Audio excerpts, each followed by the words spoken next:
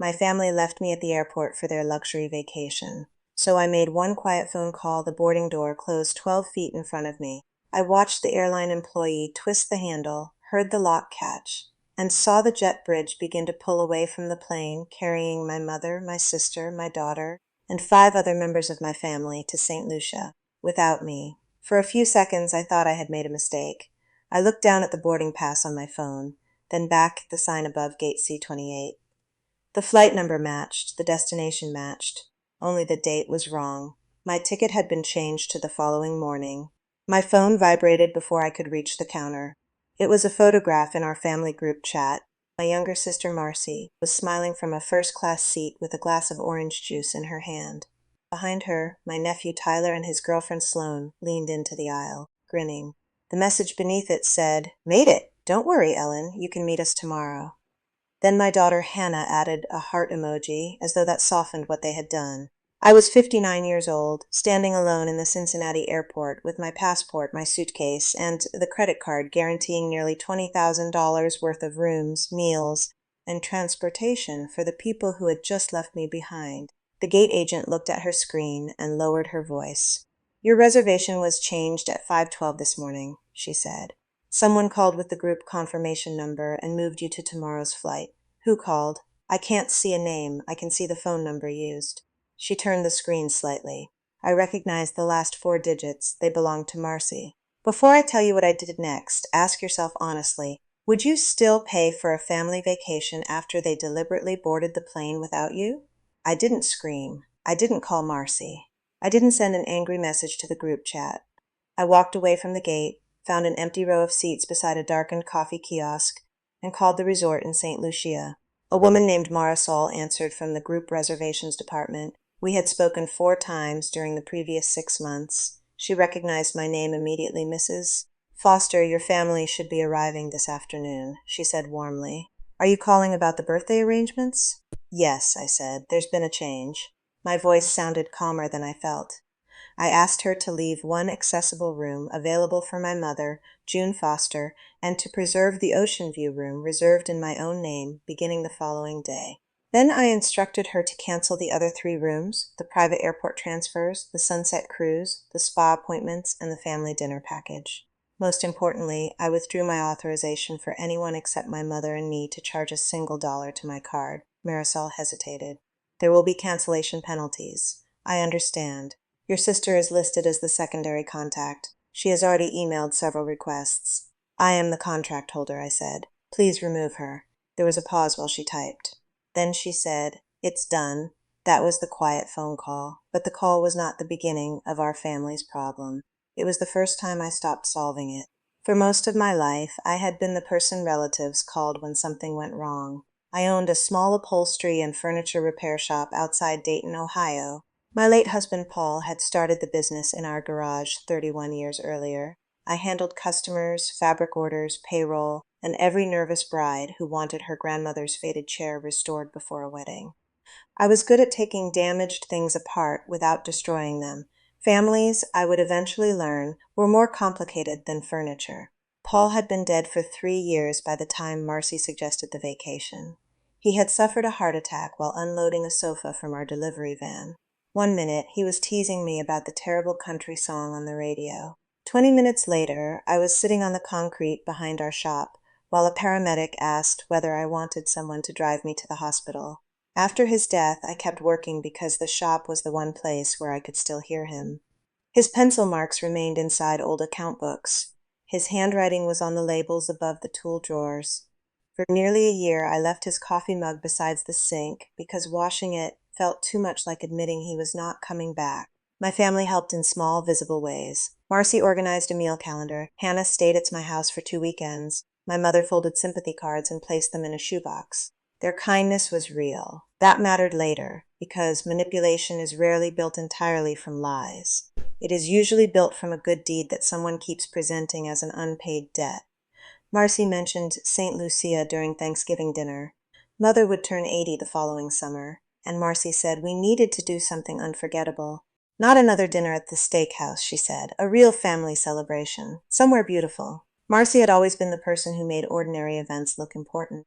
She arranged centerpieces for church banquets, coordinated charity auctions, and remembered everyone's anniversaries. She could walk into a room carrying grocery store flowers and make people believe she had hired a professional florist. She also had a talent for announcing expensive ideas before determining who would pay for them. When we were younger, I admired her confidence. I was the cautious sister. Marcy was the one who convinced our parents to let us drive to Florida during college, even though neither of us had enough money for a hotel. I kept the car running. She found people willing to let us sleep on their floors. That pattern never completely changed. At Thanksgiving, she passed her tablet around the table, showing photographs of an all-inclusive resort with white balconies, blue water, and private plunge pools. Mother's face lit up. "I've never seen water that color," she said. That sentence weakened every practical objection I had. Mother had spent most of her adult life taking care of other people. She worked nights at a nursing home, raised 2 daughters, and looked after our father during his long decline from Parkinson's disease. She had never traveled outside the United States except for a bus trip to Niagara Falls. I wanted to give her something joyful. I also wanted, though I did not admit it then, to prove I was recovering. My family had begun treating me as fragile after Paul died. They lowered their voices around me. They discussed holiday plans in front of me and then said, "Only come if you feel up to it." Paying for an ambitious family trip felt like a declaration that I was still capable of creating happiness. That was my first mistake. The resort offered a reduced group rate if one person signed the contract and provided a card guarantee. Marcy said her credit limit was temporarily low because she and her husband, Rick, were renovating their kitchen. Hannah and her husband, Caleb, were paying off student loans. Tyler was between jobs. Mother lived on Social Security and a small pension. Everyone promised to reimburse me for airfare and personal expenses. I agreed to cover the rooms and birthday dinner as my gift to Mother. The initial deposit was $4,800. The final resort balance would be charged in stages, with the largest payment due shortly before arrival. I had enough money, but not unlimited money. The shop was stable, and Paul had left a modest life insurance policy. Still, $20,000 represented months of payroll and several years of careful saving. I told Marcy that 4 rooms were the limit. She agreed immediately. 2 weeks later, she asked whether Tyler could bring his girlfriend, Sloane. "They're serious," she said. This could be their first real family memory. I reminded her that Sloane had been dating Tyler for 4 months. Marcy laughed. "You're too practical. Young love doesn't follow a spreadsheet."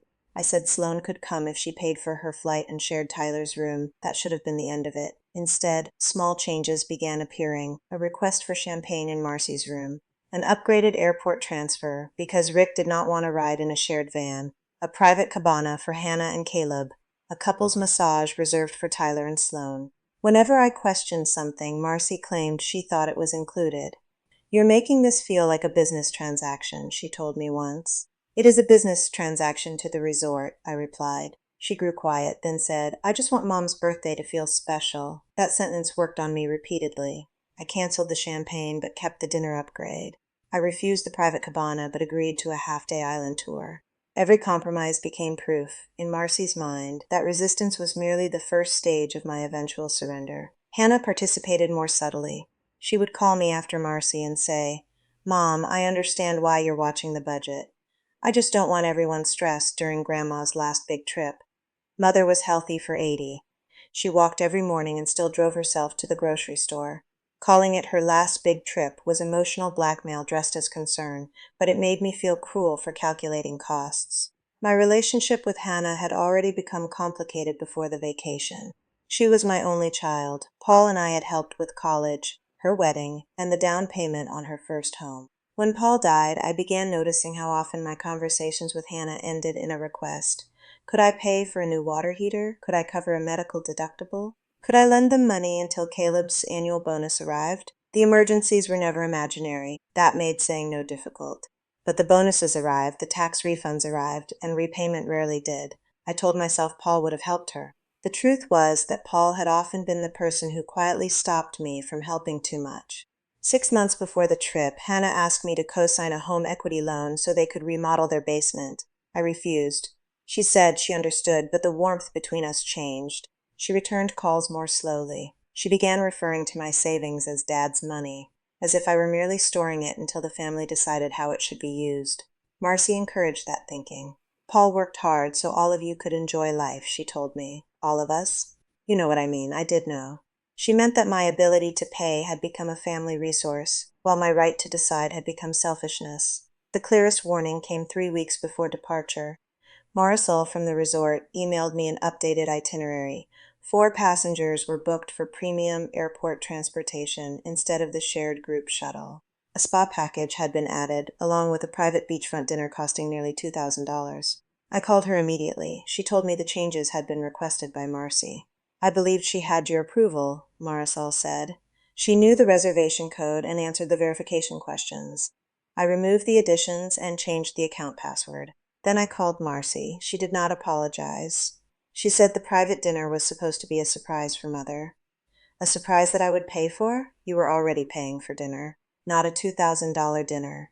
You make everything sound ugly when you put a price beside it. Prices exist whether I say them out loud or not. Marcy sighed heavily. I wish Paul were here. He knew how to enjoy his family. That hurt, because she knew it would. I almost canceled the trip that night. I opened the contract and calculated the penalties. Canceling so late would cost more than $7,000. I imagined telling Mother that the vacation she had discussed for months was over, because her daughters were fighting about money. So I did what I had always done. I swallowed the insult and continued. At the airport on the morning of our flight, the family appeared cheerful enough to convince me I had exaggerated the tension. We arrived before sunrise. Marcy wore a cream linen outfit and a wide straw hat tied to her carry-on. Hannah had matching passport covers made for everyone. Mother sat in a wheelchair provided by the airline, not because she could not walk, but because the distance between gates was long and her knee had been bothering her. I checked that her medication was in her handbag. I counted the passports twice. I bought coffee for everyone. Sloane looked anxious because her ticket had not been confirmed. She was flying standby after deciding to join the trip late. Marcy kept assuring her that a seat would open. At the time, I assumed Marcy meant another passenger might cancel. I did not understand that she had already chosen whose seat Sloane would take. After security, Marcy told me our flight was leaving from gate A17. She said she had checked the airline app. Mother wanted to use the restroom, so I pushed her wheelchair there while the others went to buy breakfast. When we came out, Marcy was waiting. She took the wheelchair handles from me. "You should go back to the information desk," she said. "They paged you about your luggage." I had not heard a page. Marcy said the loudspeaker was difficult to understand. Mother looked away. That detail stayed with me later. I went to the desk. The employee found no problem with my luggage. When I returned to A17, my family was gone. Marcy texted that the gate had changed to C28, and they were hurrying there. The airport tram was crowded. By the time I reached C28, boarding was almost complete. The employee scanned my pass, frowned, and directed me to the counter. That was when I learned my flight had been moved to the next day. While I argued with the agent, Sloane's standby seat cleared. My seat. They boarded together. The gate employee later explained that my itinerary had been changed before we arrived at the airport. The family had not made a last-minute choice under pressure. Marcy had called more than 2 hours earlier. She had lied about the gate. She had sent me to investigate an imaginary luggage problem. And Mother had allowed Marcy to push her away without warning me. After I called the resort, I booked a room at an airport hotel. The airline offered to place me on a late flight through Miami, but the connection was uncertain and would require spending the night there.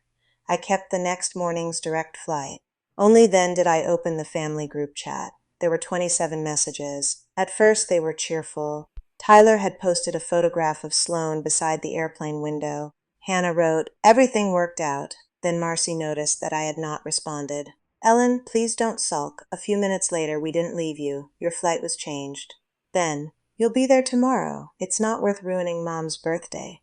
I typed one sentence. "I hope you have your own payment method when you arrive." I turned off my phone.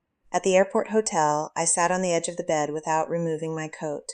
The room faced a parking structure. Every few minutes, headlights moved across the ceiling. I expected anger to make me feel powerful. Instead, I felt embarrassed. I had built the trip. I had chosen the resort, compared flights, ordered travel adapters, and arranged Mother's accessible shower. I had spent 6 months imagining the moment she saw the ocean. My family had treated my presence as the least essential part of the plan. The money was necessary. I was optional. Around 5 that evening, the hotel phone rang. Marcy had called the front desk after I ignored my cell phone. I almost refused the call. Then I answered because Mother was abroad and I needed to know she was safe. Marcy did not begin with an apology. What did you do to the reservation? I changed it. They're saying we don't have rooms. Mother has a room. There are 8 of us. There were 8 of us at the airport. Don't be childish. I looked at the rain sliding down the hotel window. You moved my flight. Sloan was going to be stranded, so you stranded me. You had another flight, so did she. Marcy lowered her voice. Tyler would have been devastated if Sloan couldn't come. I waited for her to hear herself. She did not. Behind her, I could hear Rick arguing with someone at the resort desk. Hannah was asking whether another card would work. Mother said my name once, but Marcy moved away before I could answer. The hotel is nearly full, Marcy continued. They have 2 rooms left, and the rate is ridiculous. Then you should find another hotel. We are here for Mom, so am I. I arrive tomorrow. How are we supposed to celebrate from different hotels? That became your problem when you decided I was the easiest person to leave behind. Marcy's voice changed. The softness disappeared. You are punishing everyone because your feelings got hurt. No. I stopped financing people who showed me I was not part of their family vacation. You promised us this trip. I promised to host my family. I did not promise to sponsor people who deceived me. She told me Mother was crying. That almost worked. I asked to speak with her. Marcy said Mother was too tired. I could have called Mother directly, but I did not. I was afraid she would ask me to restore the rooms, and I was not yet strong enough to hear the request without obeying. The next morning, I flew to St. Lucia alone. When I arrived, a driver from the resort was waiting with my name on a card. I had kept 1 transfer for myself in the accessible vehicle originally arranged for Mother. Marisol met me in the lobby. She was a small woman with silver-framed glasses and the controlled expression of someone who had already endured several unpleasant conversations. She told me my family had arrived the previous afternoon and remained in the lobby for nearly 3 hours. Mother had been allowed to check into her accessible room. The others tried 4 different credit cards. 2 were declined. 1 did not have enough available credit for the resort's security deposit. Caleb's card worked, but only for 1 standard room. The resort would not allow 7 people to stay in 2 rooms. Eventually, Marcy found a smaller hotel inland. It was clean, but not luxurious, and it was a 40-minute drive from the beach resort they had advertised to their friends for months. Mother had left with them. You kept her room available, I said. Marisol nodded. Your sister insisted Mrs. Foster should remain with the family. I was not surprised, but I was hurt. Mother could have stayed in the room I paid for. She could have waited for me. Instead, she followed Marcy. Marisol handed me a printed statement showing the cancellation fees. The total was $3,960, and another $1,075 that remained under review because of special services Marcy had requested. I stared at the amount. My quiet phone call had not erased the cost of my poor judgment. It had only stopped the losses from growing. I signed the revised agreement and checked into my room. The suite had a balcony facing the sea. The water was the exact blue Mother had admired in the photographs. For several minutes, I stood at the railing and cried. Not loudly. There was no dramatic collapse. Tears simply kept appearing while couples walked below me, carrying beach towels. I had thought that setting a boundary would make me feel certain. Instead, I felt grief mixed with guilt, relief, and a small amount of shame. Part of me still believed a good mother, daughter, and sister would have paid for everyone and discussed the betrayal later. That belief had governed my life for years. The first person who came to see me was Hannah. She arrived around noon, still wearing the flowered dress she had traveled in. Her hair was pulled into a loose knot, and she looked exhausted. For one hopeful second, I thought she had come to apologize. Then she said, "Can you please fix this?" I stepped aside and allowed her into the room. She walked to the balcony, looked at the view, and shook her head. "You're staying here alone while Grandma is in a hotel beside a highway. Grandma had a room here. She chose to leave. She wasn't going to abandon everyone else." I almost laughed at the word. Abandon? Hannah folded her arms. "You know what I mean. I don't think you know what that word means." She told me Caleb had placed nearly $6,000 on his credit card. Marcy and Rick had promised to reimburse him, but Hannah did not trust them to do it quickly. Tyler and Sloan had no money beyond what they needed for food. The smaller hotel did not include meals. The island tour had been canceled. The birthday dinner was gone. "Your aunt changed my flight," I said. "Did you know?" Hannah looked toward the balcony. That was my answer. "How long did you know?" "Mom, it wasn't supposed to happen this way." "How was it supposed to happen?" She sat on the edge of the sofa. Sloan was upset. Tyler said he wasn't going without her. Aunt Marcy thought you could take the flight tomorrow because your schedule is more flexible. My schedule, you own the business. So I do not have responsibilities? I didn't say that. You watched me walk toward the wrong gate. I thought Aunt Marcy was going to tell you. She sent me to the luggage desk. Hannah rubbed her forehead. We thought you would be angry, but we also thought you would understand once you calmed down. That sentence exposed more than she intended. You thought I would still pay. She did not answer. Hannah. Her eyes filled with tears. I thought you'd be mad for a day. I didn't think you would cancel everything. There it was. Not regret that they had left me. Shock that I had responded. I asked whether Mother knew. Hannah stood up too quickly. You need to talk to Grandma about that. Did she know before we arrived at the airport? Aunt Marcy talked to her. What did Mother say? She didn't like it. That is not what I asked. Hannah's face tightened. She said she didn't want the trip to fall apart. I walked to the door and opened it. Hannah stared at me. You're making me leave? Yes. I came all the way here. So did I. She began crying then, which nearly broke me. I wanted to pull her into my arms. I wanted to tell her we could repair everything after lunch. Instead, I said, I love you. But you knew they were deceiving me, and you remained quiet because you believed I would absorb the cost. Need time before I can be near you. She left without another word. Mother called that evening. She sounded tired. Are you comfortable? I asked. The room here is adequate. You had a room at the resort. I couldn't stay while everyone else was scrambling. You could have stayed with me. You weren't here yet. I came the next morning exactly as they planned. Mother sighed. Your sister made a bad decision. She made several decisions. I know. Did you know before we went to the airport? There was a long silence. I knew Sloane's seat was uncertain. Did you know Marcy intended to move my flight? She said it might be the simplest solution. And you agreed? I did not agree. I said I didn't want to be involved. My mother had used that phrase throughout my childhood. Not wanting to be involved usually meant allowing the more aggressive person to proceed. You let her push you away from me, I said. I thought she was going to explain. She lied about my luggage. I didn't know that part, but you knew enough to warn me. Mother's voice became defensive. What would you have had me do? 'Cause a scene in the airport. Ruin the trip for everyone? I closed my eyes. So you let them ruin it for me. That isn't fair. It is exactly what happened. Mother began crying. I hated myself for continuing, but I needed one honest answer. If Marcy had planned to leave you behind, would you have boarded without saying anything? Mother did not respond. That silence answered the question more clearly than words.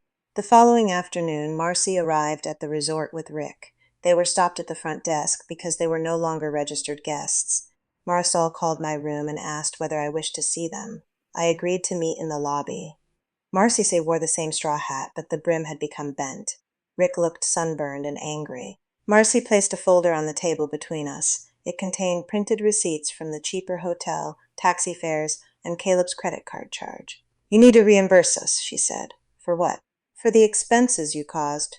Rick leaned forward. You cannot invite people overseas, cancel their accommodations after they arrive, and act as though that is normal. You changed my airline reservation without permission, Marcy replied immediately. We made a practical adjustment. You sent me to the wrong gate. You were upset. I knew you would argue. So you prevented me from knowing until the plane left. Because you never compromise without turning everything into an accounting meeting. I looked at Rick. Did you know? He glanced at Marcy. That isn't the issue. It is the only issue. Marcy pushed the receipts closer. Mom is miserable. Hannah is crying. Tyler thinks you hate him. Is this what you wanted? No, then fix it. I already paid almost $4,000 in cancellation fees. I am not paying your hotel bill. You can afford it. That sentence came from Rick, not Marcy. He said it casually, as if my ability to pay settled the question of whether I should. I slid the folder back. I can afford many things I do not owe you. Marcy's mouth tightened. Paul would be ashamed.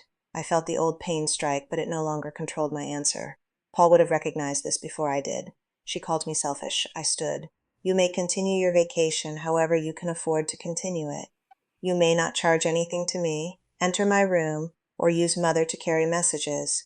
You're separating her from her family. I paid for her room here. Bring her back, and she can stay. Marcy gathered the receipts. You really want to spend this resort vacation alone? I looked through the open lobby toward the ocean. No, I said, but being alone is not the worst way to spend it. That night, someone attempted to charge 2,850 to my card through the resort's online guest portal. The charge was for a boat excursion and a private dinner. Marisol called me before processing it because the request came from Marcy's email address. I declined the transaction and asked for a copy of the request. Marcy later claimed the charge was an error caused by the resort's computer system. It was the first lie I could prove without relying on anyone's memory. I spent most of the week I ate breakfast on the terrace. I joined a cooking class and learned to prepare green fig salad. I took a small boat to a beach where the sand was almost white. I did not become a new woman in 7 days. I checked my phone too often. I cried in the shower. I walked past families laughing together and wondered whether I had destroyed something that could have been repaired. On Mother's birthday, I sent flowers to her hotel and invited her to dinner at the resort. She declined. Her message said, "I need to stay neutral." Neutrality, I had learned, was the word people used when they wanted the victim to absorb the consequences of someone else's behavior. That evening, I ate alone at the table originally reserved for 9. Marisol had offered to move me to a smaller table. I asked her not to. The staff brought the cake we had ordered for Mother. I took one slice and asked them to share the rest in the employee dining room. It was not a triumphant evening. It was one of the loneliest nights of my life. But I did not call my family's hotel.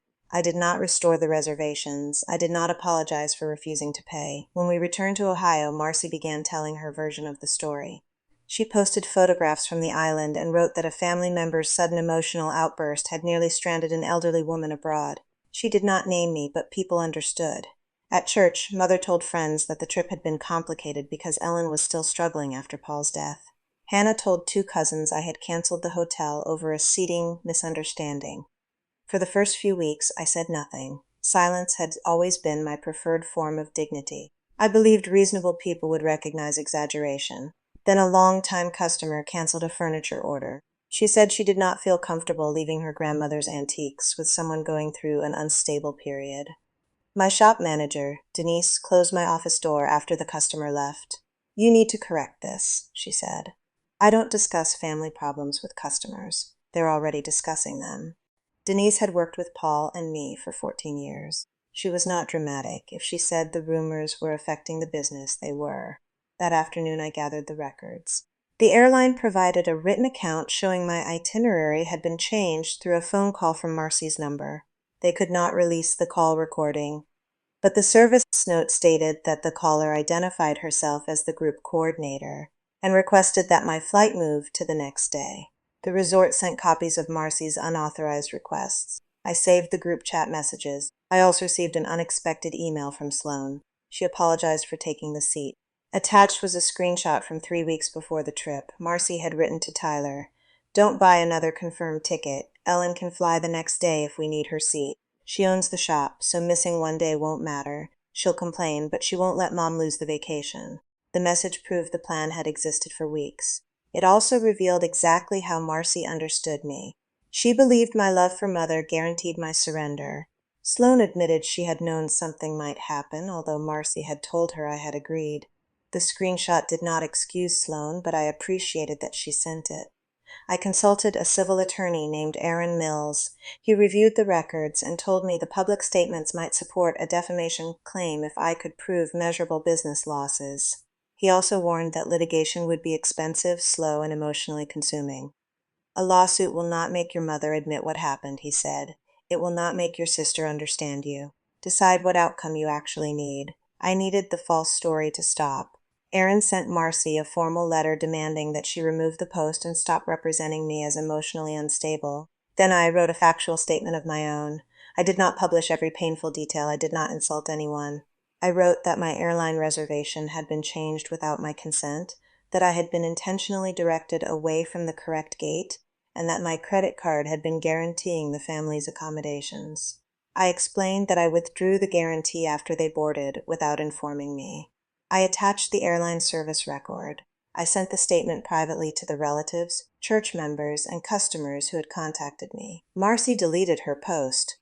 She replaced it with a message about choosing grace when others choose public conflict. That was the closest she came to admitting defeat. The credit card dispute took nearly 2 months. Because I had signed the resort contract, the original cancellation fees were valid. I paid $3,960. The later attempted excursion charge was rejected because I had already withdrawn Marcy's authority. The resort refunded part of a prepaid meal package, reducing my total loss to just under $3,000. It was expensive. It was also the last bill I ever paid for Marcy.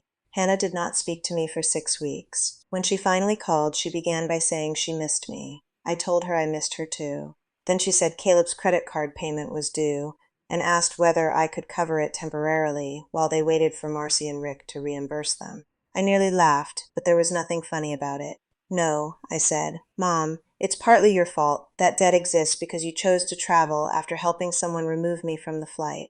We didn't think you would react like that. You knew I had not agreed. Aunt Marcy made the decision, and you benefited from it. Hannah began crying. I did not end the call. I listened, but I did not offer money. She eventually whispered, "What do you want me to say?" "The truth. I'm sorry you were hurt. That describes my feelings. It does not describe your choice." She was quiet. Then she said, "I'm sorry I knew and didn't warn you. It was not everything, but it was real." I told her an apology did not immediately restore trust. For the first time, I heard anger in her voice. "How long are you going to punish me?" "I am not punishing you. I am deciding what access is safe." She hung up. For months, our relationship remained limited. We met for coffee twice. I did not lend her money. I did not discuss my savings, will, or business accounts. When she asked why I was being secretive, I told her privacy was not secrecy when people had treated information as permission. Mother's response was harder. She continued, insisting she had been placed in the middle. I invited her to my house and laid the airline document, resort emails, and Sloane's screenshot on the kitchen table. She read them slowly. Her hands shook slightly when she reached Marcy's message, predicting that I would not let her lose the vacation. Mother folded the paper and placed it down. "I didn't know she planned it that far ahead," she said. "But you knew that morning. I knew she had changed something. Why didn't you tell me?" Mother looked toward the window. "I wanted one beautiful trip before I got too old." The honesty of that answer hurt more than another denial would have. "You thought telling me would stop the trip." "Yes." "And losing the trip felt worse than letting them leave me." "I thought you would come the next day." "You knew they were using my money. I knew you could afford it." There was that sentence again. I asked her one question. "Did you think I deserved to know, even if knowing meant you didn't get what you wanted?" Mother began to cry. "I don't know," she said. It was not the answer a daughter wants from her mother, but it was the answer I needed. She had not been confused. She had made a choice. Fear of missing one final adventure may have explained that choice, but it did not erase it. I stopped paying Mother's optional expenses after that. I continued helping with essential medical needs because I could do so without resentment, but I no longer funded holidays, salon visits, or gifts she wanted to give other relatives. Marcy accused me of using money to control Mother. The accusation almost drew me back into an argument.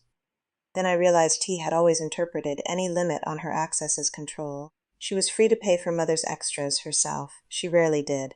About 4 months after the trip, Marcy arrived at my shop with Hannah and Mother. Denise saw them through the front window and asked whether I wanted her to say I was unavailable. "No," I said. "Let them in." They gathered around the large cutting table where Paul and I had once spread fabric patterns. Marcy said they wanted to end the conflict before the holidays. She spoke about forgiveness, family loyalty, and the damage caused when private disagreements became public. She did not mention changing my flight.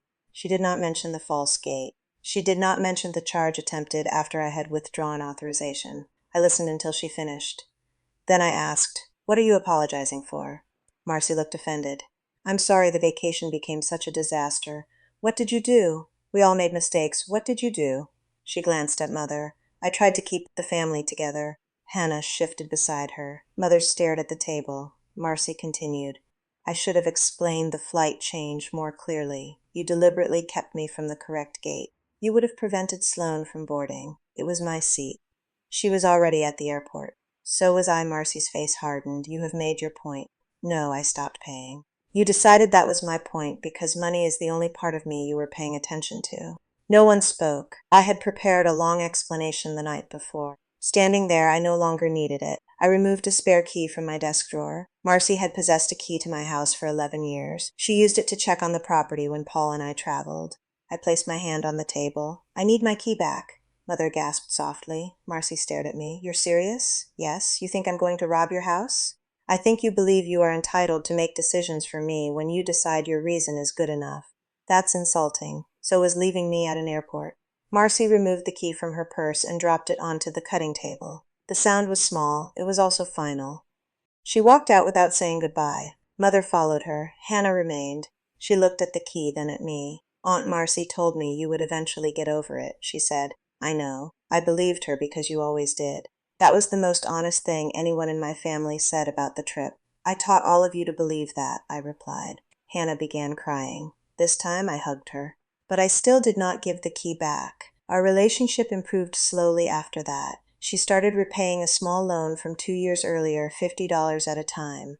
The amount mattered less than the act. She also began calling without asking for anything. Trust did not return because of one apology.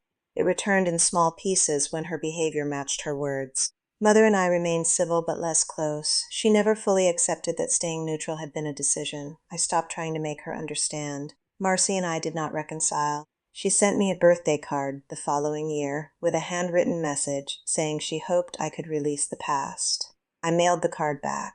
Inside, I wrote one sentence. I released the obligation to keep paying for it. The shop became stronger once I stopped using business income to absorb family emergencies. I built a larger cash reserve, gave Denise a raise, and reduced my own hours. On the first anniversary of the St. Lucia trip, I closed the shop for 3 days and drove to a quiet cabin in Kentucky. I did not take anyone. I brought a book, 2 sandwiches, and an old photograph of Paul sitting on the hood of our delivery van. One morning, I drank coffee on the porch while rain moved through the trees. My phone rang inside the cabin. Marcy's name appeared on the screen. I let it ring. Not because I hated her. Not because I wanted revenge. I let it ring because a boundary is not meaningful only when the other person agrees with it. Sometimes I still remember the airport gate closing. I remember the photograph of my family smiling from the plane and the strange calm that came over me before I called the resort.